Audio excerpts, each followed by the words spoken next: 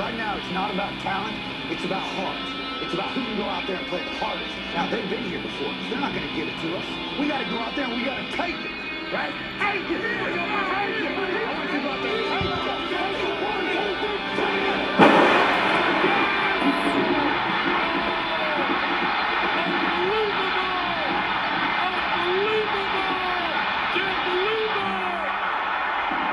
I can't believe it, but we're back. Football Sunday. Garrett Savage. You can hit me up on my social media, GW Savage. Actually, it's Garrett W. Savage on all of them. I'm joined by the best in the business from the NBA hub of the entire planet Earth. Smooth talking. Sammy Florida from Orlando. What up, Sammy? Yo, yo, yo, Savage Life, Sports World, what's happening? So, we already got into, obviously, last show. We played your voicemail where you cried like a baby about, how things didn't work out. I guess they kind of came back today. I still got screwed by Lamar Jackson because he left. He quit the game because he's not a competitor. So my fantasy score stuff, but we'll get into that near the end. Sammy, we're gonna play my voicemail. Florida State. Well, I didn't think we were going to win. I thought we had zero shot. And then at the end of the game, here it is. Here's my voicemail. It's supposed to be the tomahawk chop sound in the background.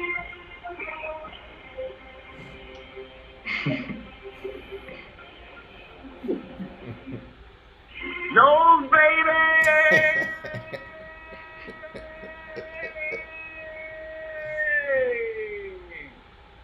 We were down 14 points. Started a freshman quarterback threw a pick-6 on the first drive. We're driving, baby. We're running the Ormond. It's the option run bomb offense. And guess what worked? Florida State, baby. I shouldn't be this excited over a win against Jackson State or whoever we play. But guess what?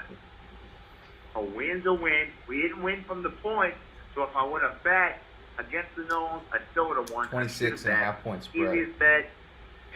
That's why I don't bet. I don't know. But Florida State, it's the win we need. Notre Dame next week.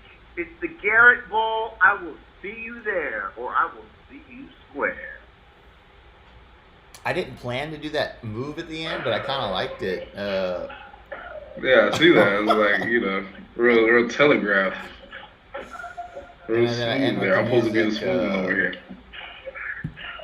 But yeah, that was my voicemail, Sammy. I think I got the best one so far. I put the most production value into it. Well, yeah, obviously, because your team won and my team lost, so it kind of made a lot more enthusiastic to do the video. With that being said, I don't think Deion Sanders would appreciate you saying that the Florida State Seminoles beat his team, because I do believe it was Jacksonville State, right, not Jackson State. But with that being said, a win is a win. But yeah, I don't know if celebrations are in order, especially when you got the Garrett Bowl coming up so soon. I know the Garrett Bowl is going to be big time.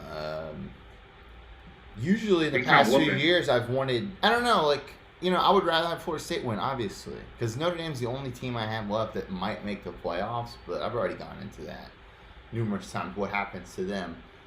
But, it was an encouraging win. And, when you lose, when you're just constantly losing, and then we went on like a 34-3 run, to end the game out. It's encouraging. You want to see your boys win. You want to see your boys swim. It was great. I celebrated, as you can tell by the voicemail, probably a little too much. But other games in college football, Oklahoma lost again, Sammy. What's going on? What's going on in the OK Corral?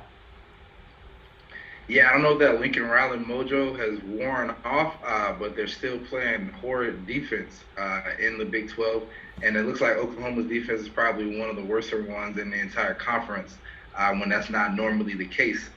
They normally have at least one or two guys who may play on some Sundays, but they're just getting outscored by both teams that they played this season. They got a new quarterback in, but that can't even be an excuse with the guy who takes new quarterbacks and turns them into NFL quarterbacks.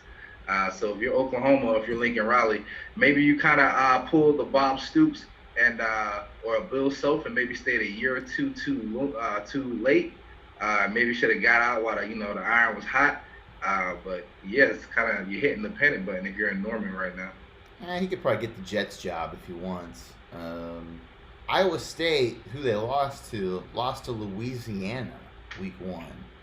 But apparently Louisiana is for real. But who the hell knows? I was surprised Mississippi State lost to Arkansas.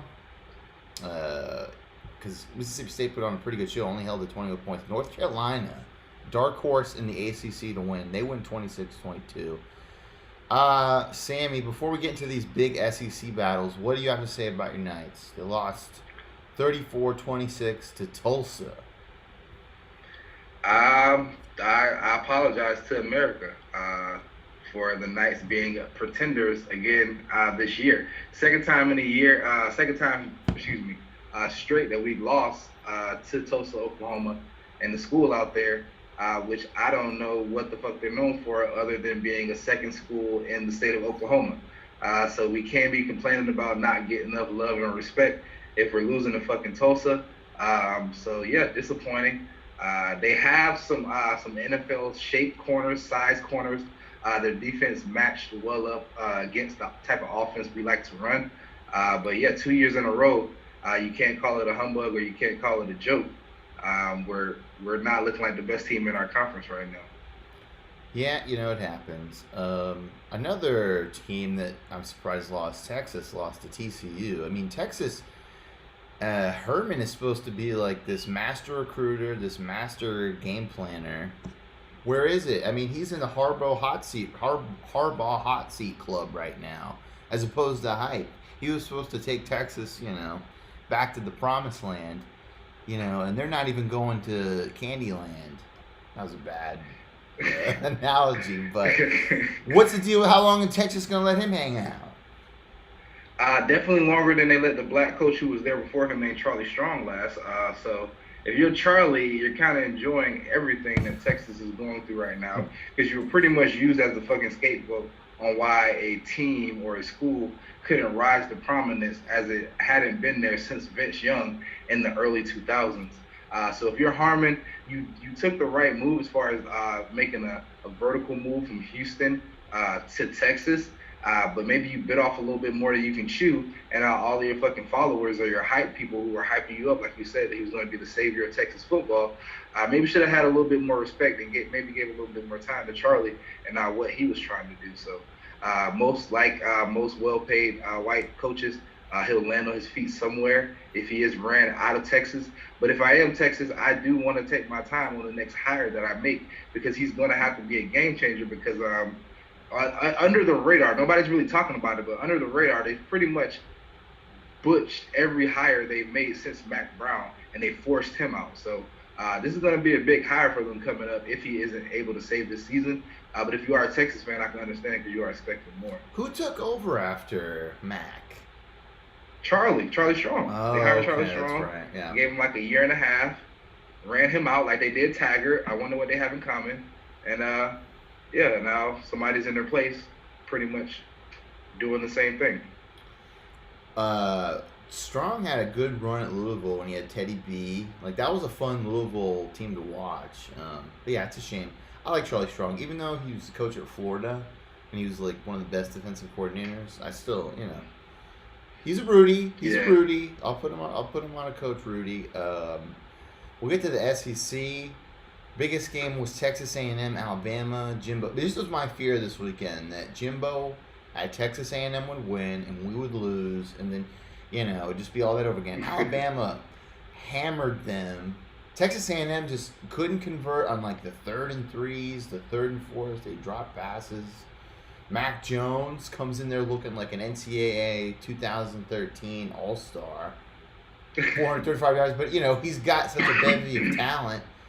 A lot of people thought Texas A&M might take the step, and this was the game to do it. They didn't. And how can we be surprised that Alabama rolls again? I mean, you can't. The only questions you really have for Alabama after last season was could they answer the questions they had on defense, because they did have a lot of high-scoring games, and is their quarterback legit? I feel like he answered some of those questions, albeit against a team that maybe isn't going to be, in any contention at the end of the season. But it was still a pretty good showcase game for Matt Jones, and he showed up and he balled out. So Nick Saban is still going to have the premier talent in the conference. I think that scale is a little more tilted in Alabama's favor after LSU lost so many NFL guys last year, as well as Georgia and other SEC schools. But they definitely look like ahead of the curve or near the top like they do consistently, even though Florida looks like they may have something to say as well. Yeah, I'm going to have to eat that crow burger. I talked a lot of shit about Florida. I said they're not going to be that good. I'll find the tape if I have the time, wink, which I probably won't. But I'll admit it. I thought Florida was going to stink. Most of it was because I'm a Florida State fan. And I secretly knew Dan Mullen, really good coach, especially when he's at Florida. He was the offensive coordinator when Urban Meyer went on his run there. He went to Mississippi State. You can only do so much in Mississippi State. And now he's back in Florida, and he's got him playing like a top 3 football team. Yeah, he definitely has them in the playoff race, even with it being the way it's set up with the whole COVID situation. But Trask hasn't, ran the ship off the road. He looks like a drug dealer to me. Trask. You say what? He looks like he's got that white guy drug dealer look. He's got kind of like the 2000s hair with like the goatee, and he's got, He kind of reminds me of a less talented Drew Lock. I was just kind of having this conversation a couple of days ago, but I think when he's called the best quarterback in the SEC, I think that says a lot about the SEC quarterbacks this year. Because I don't know what he translates to at the next level. Well, last year was an aberration with Tua and Joe Burrow, but we did talk about Nick Saban earlier. I have a video. It's basically like a real life Zoom conference, and he just forgot to click on mute. It's about 10 seconds long, so let's check that out, shall we? Nicholas. For 4 TDs of 3 different players, what does that mean to you in terms of his comfort level within this offense?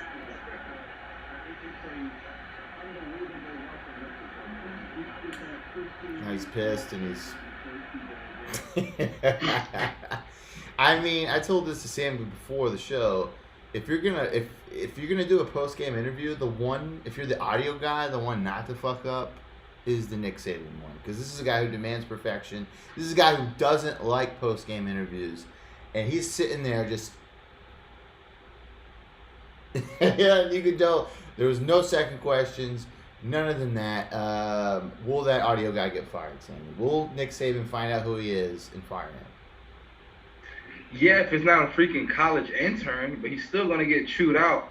I don't understand if it's the most privileged or just one of the more privileged things I've ever seen or heard is someone being frustrated at a video conference. Maybe I could understand the actual live personal conferences. Well, it was live. It was live. They were right in front of each other, but he doesn't like doing them, and he was super pissed. Like, he was just like, for the record, Sammy can't see the videos. I'm trying to figure it out, but but you saw it, and you can look it up later. But they're face to face, and they're just separated, and he just can't talk. He can talk, but we can't hear him.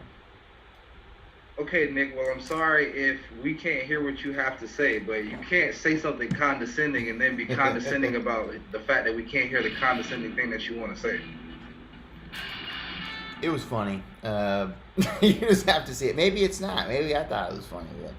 But, so we're going to pivot to NBA.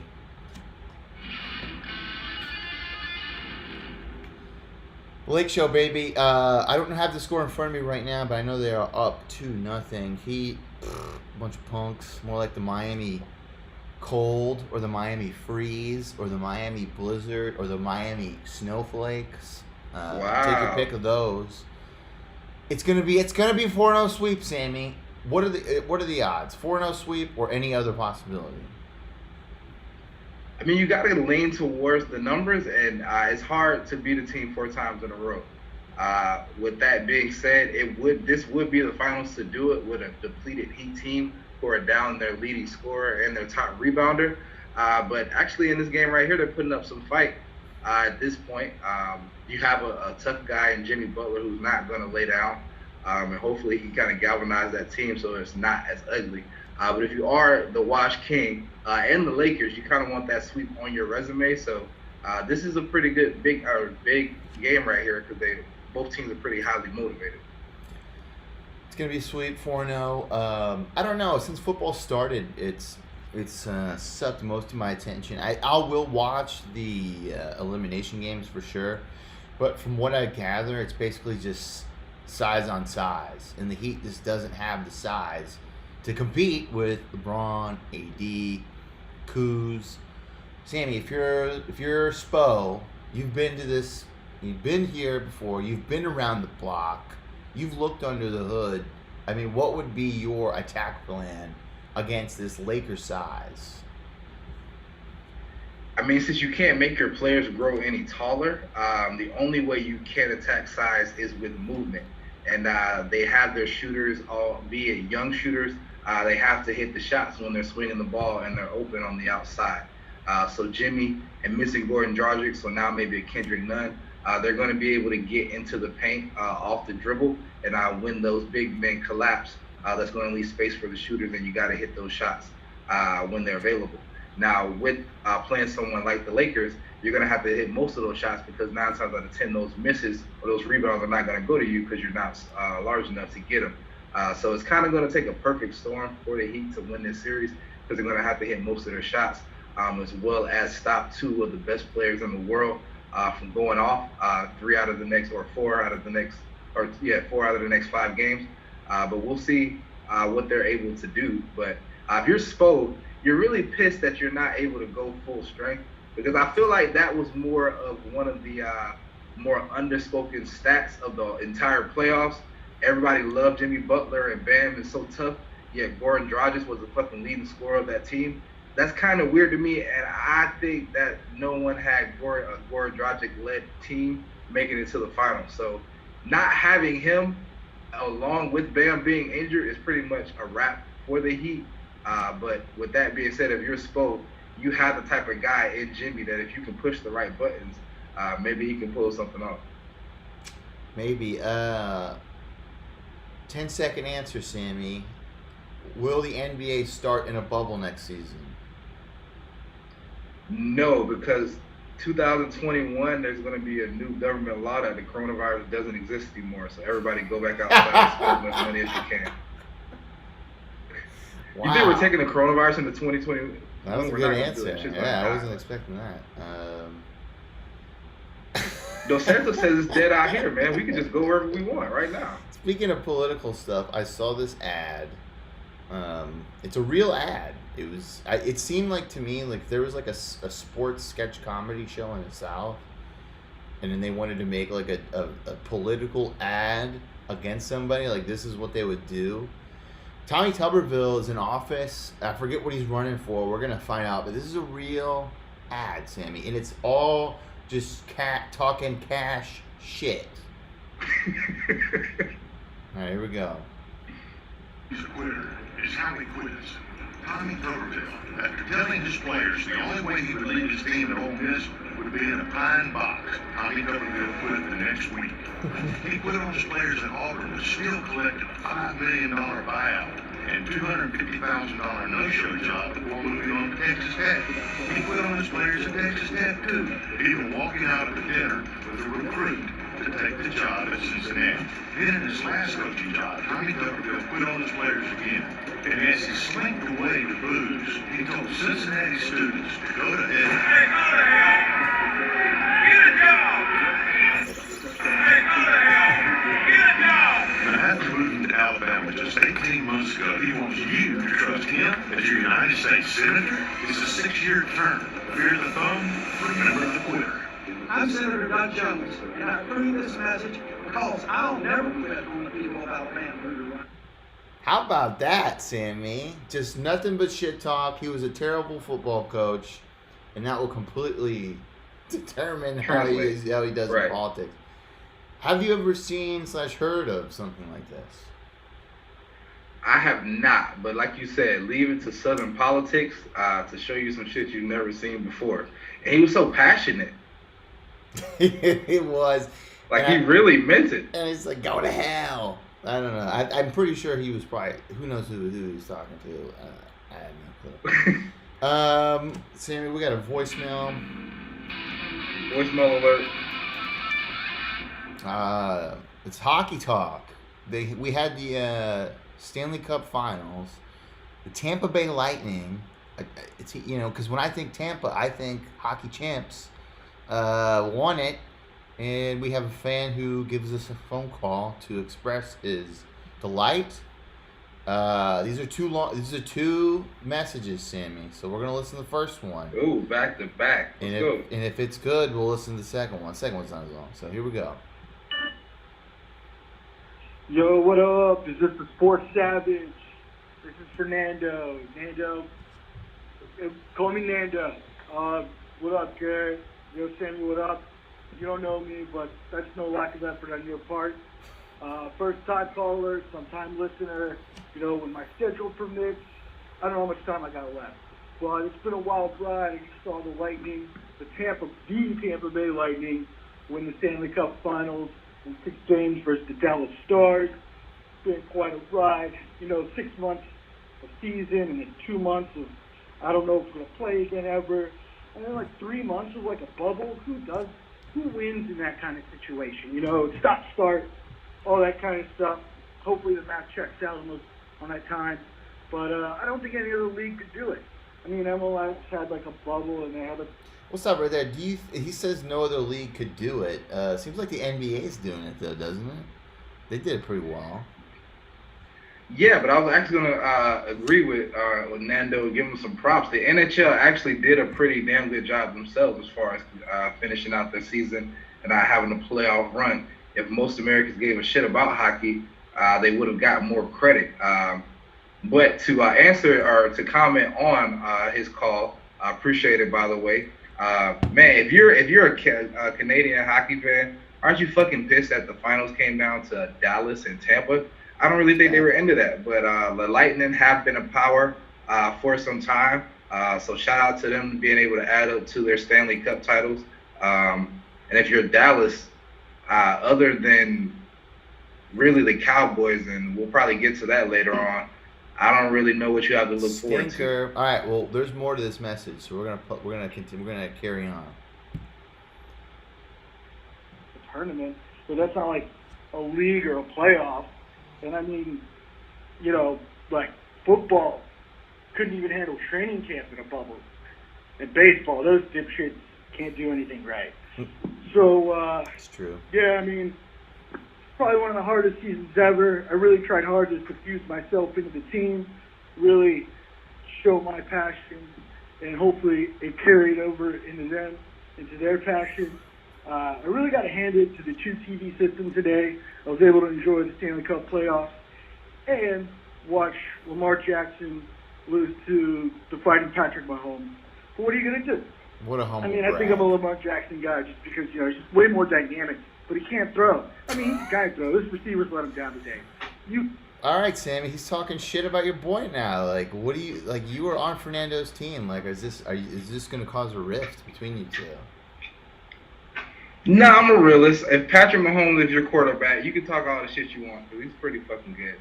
With that being said, Lamar Jackson can throw, and he's probably going to throw the Baltimore Ravens to a Lombardi Trophy this year. So we'll see who's laughing at the end of the season about that. But yeah, if you got Patrick Mahomes, this is the moment to talk your shit. If you're a Chiefs fan, please take heed of these moments, because we remember the Alex Smith days and the fucking, I don't even remember the quarterback of the fucking Chiefs before Alex Smith. But yeah, I'm never gonna go against the fans, especially a fan who has Patrick Mahomes on his side. But yeah, just be weary of all the Lamar Jackson shit talking after one loss. All right, we will continue. You guys talk amongst yourselves about that. You predicted we would. All right. But yeah, I mean, I also got to hand it to my babe. She got snaps, and she really, you know, helped me pursue my passion. You know, this is just a big brag voicemail. I got 2 TVs. My girlfriend's giving me snacks. You know, my I'm team. a Patrick Mahomes fan. My team They won. You know, I always find a way to like shit talk these voicemails, even though I ask for them all the time. I'm sorry. You know, it's all in good fun. All right, here we go. We got Hey, Fernando's winning in life. He's winning. He's winning. All right, let's just be happy he's winning right now. Charlie Sheen style. Fucking Chiefs won. Tiger blood. All right, Tampa Bay Lightning. We'll continue. I really, I got out there, I did it. This team fought through a lot of adversity. We had our team captain go down, and then come back. We had to beat the Blue Jackets, but last year we got swept by them. So it's kind of a big deal. And then we went to like the longest overtime versus them ever in like Stanley or in like history or whatever it is. And then we had to go through the Bruins. We did that in overtime, and then New York Islanders in overtime. And the Dallas Stars, super heavy. Got to hand it to them. A really good team. The team picked it up, though, and started to get the power play going. And we got Brandon Point in there, making all sorts of goals all the time. I'm just really happy to not go to Game 7. But I'd also like to, celebrate with the boys. But, this whole social distancing thing, it's got to happen. Can't wait for another season, but I'm really going to soak this up right now. So he was so into this. He got his voicemail cut off. He called back to finish. That's dedication right there. It's dedication. All right, here we go. Minute 13. So yeah, anyway, he got cut off or whatever. But it's whatever. But so I'm just looking forward to soaking this up and waiting for the new season to start.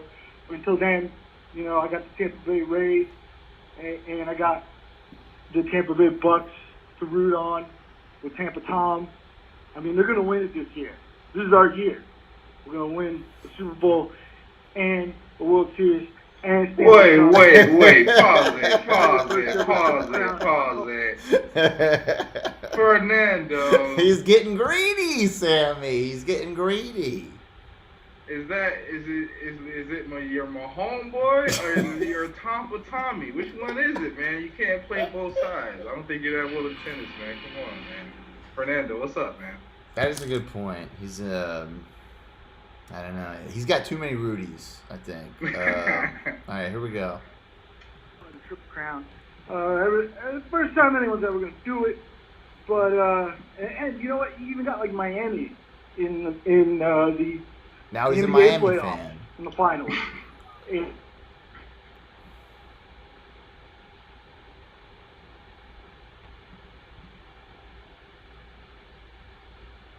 And this work. But I digress. Anyway, I'm really happy the Lightning won, and really am looking forward to more of the Sports Savage. You guys keep doing your thing. I'm gonna keep it in mind. Take care. Everybody be nice to each other. Peace. That was a nice voicemail. Thank you, Fernando. And you could be the next name. Look how much airtime he got. 470-391-4034. Give us a voicemail. Give us a text. You need someone to vent to after your team lost. Your team won, but none of your friends give a shit about sports. 470-391-4034.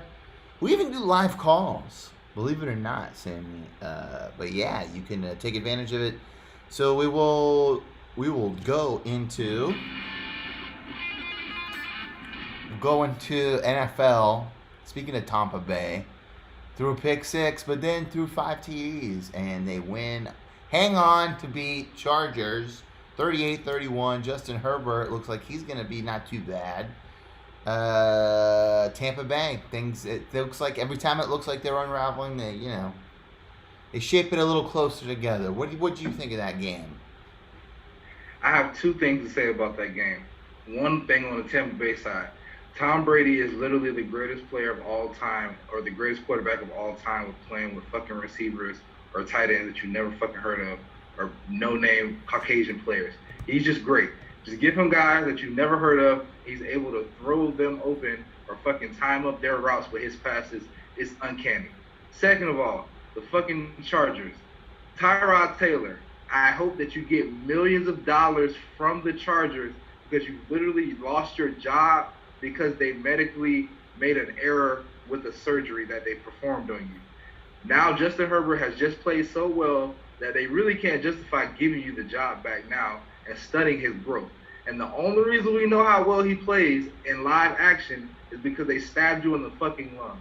So if you're Tyrod Taylor, maybe you don't play football anymore, but I hope you're way more wealthier than you ever would have been by finishing your career as a serviceable to backup quarterback. First of all, it's Tyrod. It's not Tyrod.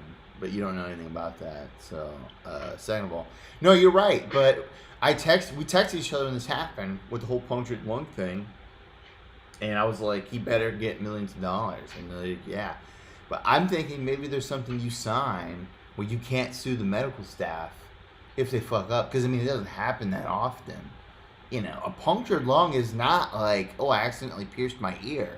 You know, that's a pretty big deal. I mean, you know, it's, yeah. So hopefully Tyrod, his real name, not Tyrod, he'll get another chance to shine. But you nailed it, dude. Like, there's no way you can switch now. Like, it's been set. It's L.A. We got this tall white dude, long hair, almost like me. I'm not that tall, though. Yeah, it looks like it's written in stone, and it sucks. But, you know, maybe he could be like like that backup. Like, he could be like a Fitzmagic type dude. Just goes to different teams, gives his wisdom, collects a check. That wouldn't be too bad. But, you know, it's all about competing. Dude, baby. he's that now. Do you remember who the starting quarterback was in Cleveland before Baker Mayfield? Tyrod. T-Mobile. Tyrod. Now it happened to him again in the Chargers. This is his role now. He has become the Black Ryan Fitzpatrick, except for he didn't get stabbed in the fucking lung. That's crazy. Man. Yeah, it's nuts. What else is crazy is the Vikings finally won. It was the Depression Bowl where 0-3 Minnesota faced 0-3 Texas. I didn't want to watch any of the game because I was just like, they're gonna lose. Like, it doesn't matter. I did start Jefferson though in my fantasy because I learned my lesson last time. Vikings win 31-23 against a winless Texans team. I mean, it takes away a little of the sizzle for me since nobody can lose to the Texans. But a win is a win. We're letting Dalvin cook. He had 130 yards, 2 touchdowns, 27 carries. I want to see that all the time. Texans, Deshaun Watson. You signed that big check. I mean, I don't think this is his fault, but it's a tale as old as time. Quarterback signs that huge check and then checks out. I don't think it's on his own doing, but maybe subconsciously something's in there. It's like, I just made all this money. Do I want to do something that might get me hurt? Do I want to do something that might affect my stats, even though they're losing games? I don't know. What do you do? What do you do if you're Deshaun? Or you're a Deshaun fan? Or a Texans fan? If you're a Texas fan, you write to the ownership of the Texans to fire Bill O'Brien, please, every day until they do it. If you're Deshaun Watson, you're telling the Texans, I'm not going to let you Andrew Luck me. Whatever happens, you're not going to Andrew Luck me. I'm not going to get beat up so much in these losing games and be a pretty serviceable, maybe playoff team for the next 6 years until my body no longer wants to do it anymore. So I'm happy that he got his money, obviously because he's black, but really because he deserves it. And he got paid before anything bad happens, like he gets a serious injury, and now he doesn't even get a chance to scratch his surface as far as his net worth in the sport. But if you're Deshaun Watson, you're doing everything the right way because not only the narrative, it's one of the few times in sports where the media and the narrative are kind of lining up where it's the truth. He doesn't have enough around him to actually compete every Sunday. Every Sunday, so much is put on his shoulders to just win the game. The defense is ass. They're not a defense that's going to stop any serviceable offense. David Johnson looks like he's not returning to form. Will Fuller is not showing that he's a number one receiver. Like all the traits are trending against Deshaun Watson and the Texans. So the last thing you want him to do is kind of to overdo it or to take the Andrew Luck effect and take meaningless hits because they're not a playoff team. They're not anything at all. Ooh, an ad's going off. Let me ask you this: let's say you have the power, Sammy, to take Deshaun Watson and swap him on a different team, and you can't, obviously it wouldn't be Baltimore or anything like that, what do you think you would switch him to be the most advantageous situation? If you're going to put me on the spot without thinking too hard about it, the Bears. You put Deshaun Watson on the Bears, I feel like they're just as good as the Packers or any other NFC team. I'm pretty sure you like him up there instead of Kirk Cousins. You put him in Minnesota with Dalvin Cook. Deshaun Watson, I hope his star doesn't begin to fade or dim based off of what is around him in Houston. But I can just kind of fall back on. I'm just happy he got that contract. Like, he got paid. And Andrew Luck also got paid before he bowed out. But I think that was one of the more underspoken storylines. Like, Andrew Luck had one of the best jobs in America, i.e. a starting NFL quarterback. And he was like, nah, I'm straight. And that's solely based off of what he went through on a game-to-game basis. And that's similar to what Deshaun got going on. Joe Burrow gets his first win. Let's go, Joe. I don't know. I think Cam's my Rudy quarterback, but, me and Joe, we go way back. 25 for 36, 300 yards. First rookie to throw for 300 yards in 3 consecutive games. They beat the Jags, is what it is. Gun show threw for 351 and 2 TDs. So, you know what? Joe Burrow, man, like, how could you? He's a guy that it's almost impossible to not root for this guy. He's just like, he's got swag. He's a nice guy, he says the right amount of stuff. He makes the right amount of plays. He's just cool. And he did the Burrow thing with his jersey at LSU. I mean, he's the coolest quarterback right now, almost. Yeah, absolutely. And he almost makes you forget that quarterback wasn't necessarily Cincinnati's problem last year. Their team was trash. Andy Dalton was supposedly a serviceable or a starting quarterback. And yet he just doesn't have the charisma or, the cachet that Joe walks in with. So that's how cool he is under pressure. It's a big win for his confidence and them moving forward. But yeah, it's crazy what a switching quarterback would do for your team, because you can make a great argument that was not their biggest need, but it's definitely making a difference. Got that new. Sometimes you gotta get a new chi flow, Sammy. New Orleans, Detroit, 35-29. I saw this fact. I don't know if it's 100% true, but the score was 35-29, and then it's the 1,057th unique final score in NFL history. I believe it. I don't remember the last time I've seen, or if I've ever seen 35-29. Patricia gets fired at the end of the season, right? Yeah, his seat's on fire. I don't know if he makes it to the end of the season. If you're Matthew Stafford, they also paid him as well, but do you want to become Barry Sanders or Calvin Johnson and just kind of rot your career away? You do have a nice piece in Galladay, but is Detroit, are they ever going to play defense? I don't think in my existence in life, I don't remember the Detroit Lions being a prominent defense. So if you're just going to get in the shootouts every Sunday, you're going to lose a lot of them. And Patricia, you're supposed to be a defensive coach. So yeah, he's out of there. We're going to speed through some of these last games, but I do want to talk about them, especially the first one, Browns-Cowboys. Cowboys are 1-3, Browns are 3-1. Dak Prescott didn't have a terrible game. He had 502 yards, 4 touchdowns. Odell Beckham completely went off. So that only leads me to believe that Odell will probably be on the Cowboys squad down the road in a few years, because he always balls out in that stadium. I don't know whose boy is Baker. He's led him to 3-1. I mean, so what did you think about that? That game, how it ended out. 2 things that I'm taking away from that game. You want the Browns taken away, or you want the Cowboys taken away? I want them both. Well, which one do you want first? Give me the Browns. The Browns. Listen. Baker Mayfield is so fucking trash that they have to fucking run Odell around end arounds like a running back for him to get what he normally got in New York. Odell has to do so much to shine in Cleveland. Like, yes, he had a big game, but this is Odell Beckham. Like, this is what we're used to. This is the talent that he is. And now when he has a good game, we have to treat it like, oh, wow, remember Odell is good? That's how bad Baker Mayfield is. This team could be much better if they had a different quarterback. That's the Cleveland thing. All right, what's okay, the Cowboys thing. Pay Dak Prescott.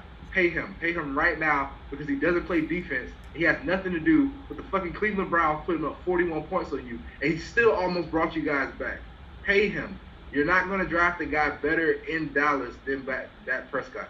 You may find a better quarterback at some point, or you may not, but you're not going to find a better quarterback for Dallas than Dak. And he's not the reason that you guys are losing. Pay him. Seahawks quietly creep to 4-0. Russell Wilson's MVP. I mean, is there anyone who's even close to that right now? I mean, you got your boy Patrick. He's on fire. But Russell is. I feel like he's in the front seat because of the whole narrative that he never got a first place vote. So that's going to be in everybody's mind. But if he continues on this trail, he's going to throw for a lot of touchdowns, and he's going to be hard to catch. Ravens beat Washington 31-17. Like I said earlier, they benched Jackson because he's a load management pussy and didn't want to play the full game. Him and Kyrie, they're good pals. But hey, obviously, I understand. You can't hurt the big guy. And your boy RG3 got to play a little bit, so and a little redemption for him since he started at Washington. Any surprises? Yeah, he didn't look that good either. Any surprises in that game? Nah, he didn't look that good. And if you're going to win a Super Bowl, then you better beat a team that doesn't even have a real name by 2 touchdowns. So yeah, nothing really to say about that. Okay, so the game tonight is Falcons-Packers. Falcons are... Oh, no, that's a Monday night game. What's the game tonight? Dun, dun, dun. Oh, no, it's Eagles-Niners. It's Eagles-Niners right now. The Niners, I mean, there's no way they're going to be a Super Bowl contender with all their injuries, with all they've been through. It's going to be tough. I hope the Eagles lose because it's just funny when the Eagles lose because everyone's like such a Carson Wentz extremist, and I never thought he was that great. But I don't really see somebody lose. But 49ers, if they can win this game on shoestrings and bubblegum, I'll be surprised.